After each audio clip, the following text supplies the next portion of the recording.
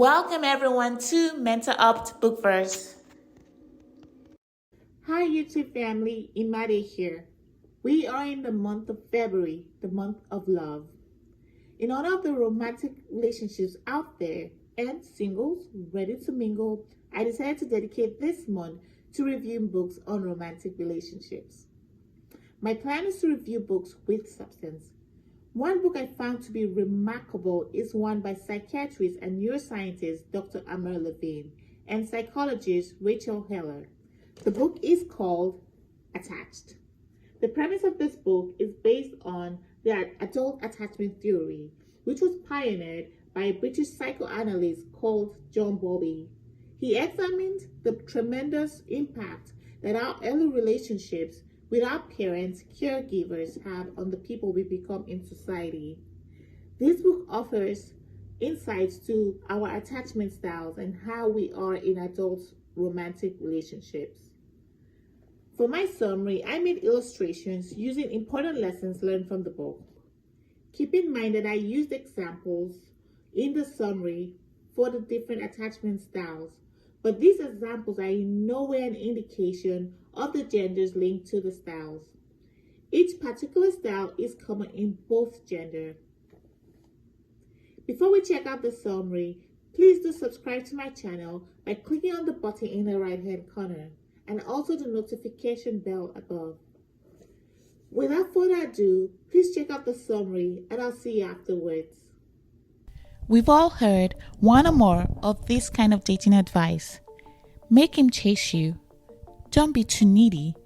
Act like you're not interested. And here's the big one. Don't look to your partner to make you happy. The book Attached by Dr. Amir Levine and Rachel Heller show research studies and scientific data that dispel these kind of dating misconceptions. Research findings have shown that your partner has a significant role to play in your happiness, and their well-being is your responsibility, and vice versa.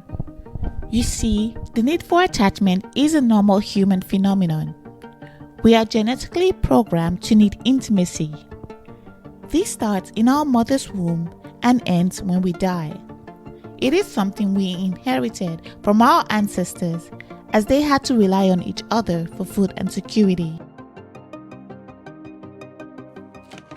Attachment is so crucial to our well-being that our brains have biological mechanisms that connects us to our attachment figures, including our parents, children, and romantic partners.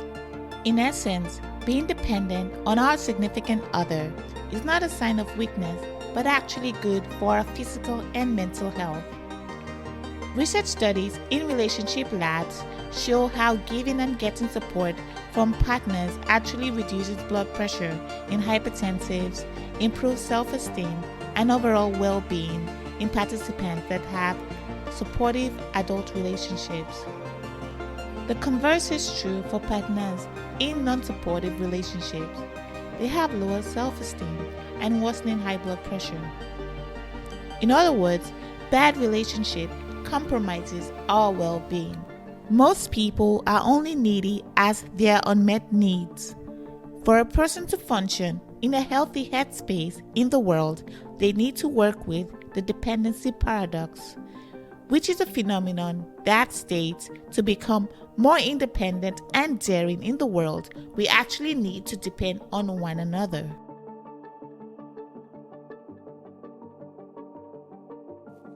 If healthy attachment is important for us to thrive in a relationship, then why do people remain in unhealthy relationships?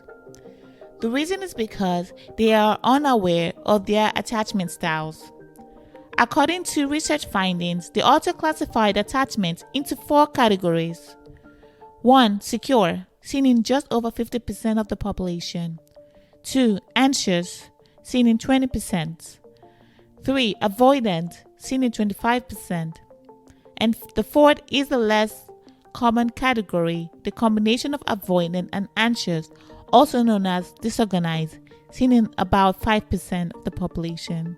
These adult attachment styles were developed through multiple factors, including the way our parents cared for us and other life experiences. They predict people's behaviors in romantic situations. For the sake of this summary, I will call one style Anxious Annie, the second style Avoidant Avant, and the third Secure Susie. Anxious Annie is often preoccupied with her relationships and tends to worry about her partner not loving her enough. For example, not getting a reply from a text message will make her feel unloved. Her relationship is never satisfying if her partners fail to meet her needs and love her back. She often finds it hard to muster up the courage to break a bad relationship because she cares too much. Anxious Annie often exhibits reactions called protest behavior when she is in need of intimacy but not receiving it. For example, she might try to make her partner feel jealous by talking about her amazing exes or threatening to leave the relationship even though she doesn't intend to. These reactions are intended to gain our partner's attention and to re-establish contact with her partner when he's not giving her the love she deserves. Avoidant Avant equates relationships to the loss of independence and constantly tries to minimize closeness. He struggles with his feelings, and when he recognizes them in others, he will often place blame on his partners when things go wrong. He suppresses his attachment needs by exhibiting deactivating strategies, such as refusing to commit, focusing on small imperfections in his partners, or avoiding physical closeness like sharing the same bed. He fantasizes about committing to a relationship but refuses to put in the work that establishes one. When in a relationship, he sees mostly faults of his partner. Secure Susie always finds a balance between overcaring and not worrying too much. She is comfortable with her intimacies, knows what she wants, and communicates her needs effectively. There is minimal drama in her romantic ties. When in an unhealthy relationship, she can easily break it off to find someone much healthy for her. She is mentally flexible and connects with others easily. She doesn't play games in her relationships and openly expresses how she feels to her partner in a relationship. She takes responsibility for her partner and treats the relationship with love and respect. Take note, although secure styles are best for avoidant and anxious styles, there is often a strong unconscious attraction between the anxious type and the avoidant type. While the anxious style feel the need for intimacy, the avoidants act independent and have their egos elevated when they get attention from the anxious style. They are often empowered by their anxious partner needs for them, and the cycle of unhealthy relationship continues. This is called the anxious avoidant trap. The book shares advice for having better relationship with the different styles. For the anxious styles, it's okay to acknowledge your needs. People may label you as needy, but you're perfectly fine. When dating, be yourself. Don't play games like playing hard to get or not seeming interested, because you might end up attracting the wrong attachment style for you. Make sure you spot out avoidant style early in dating relationships. They will not make you happy. Be your authentic self by communicating with your prospective partner early on about your needs. Have an abundant philosophy that there are many great, charming, intelligent people out there who will love you the way you need to be, and stop holding on to unhealthy relationships. Importantly, Seek out relationship with secure attachment styles. For avoidance styles, do some self-reflections and identify your deactivating strategies. If you think your partner was great when you initially started dating them, keep in mind they are still great, and you have a lot to lose by pushing them away. Remember the dependency paradox. It is okay to form mutual support.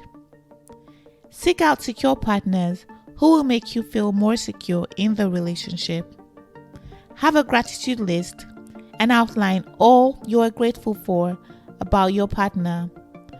Forget about finding the one and make your current partner get close to you by doing activities together, such as taking hikes, going sailing, preparing dinner together, and doing activities that promote closeness. Secure styles usually create a buffering effect when they date either anxious or avoidant. Here, they raise their partner's relationship satisfaction while functioning in their high level and eventually nurture their partner to a secure place. They don't set boundaries but can easily leave if in an unhealthy relationship. When in conflict, they often apply 5 principles to resolving conflicts with their partner. These include 1. Show basic concern for their partner's well-being. 2. Maintain focus on the problem at hand and don't feel the need to be defensive or punish their partners. 3. They refrain from generalizing the conflict. 4. They're willing to engage. 5. They effectively communicate their feelings and needs. Whether you're single or in a committed relationship, understanding your attachment styles and your potential partner's attachment style is key to finding and sustaining love. And welcome back. Attached was an outstanding book. I believe this book should be read if you're considering getting into a committed relationship or if you're already in one.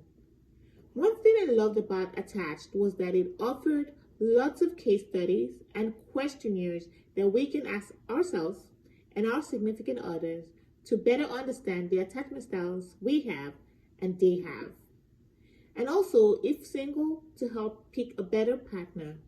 And if in a committed relationship like I am, to maintain a healthy relationship.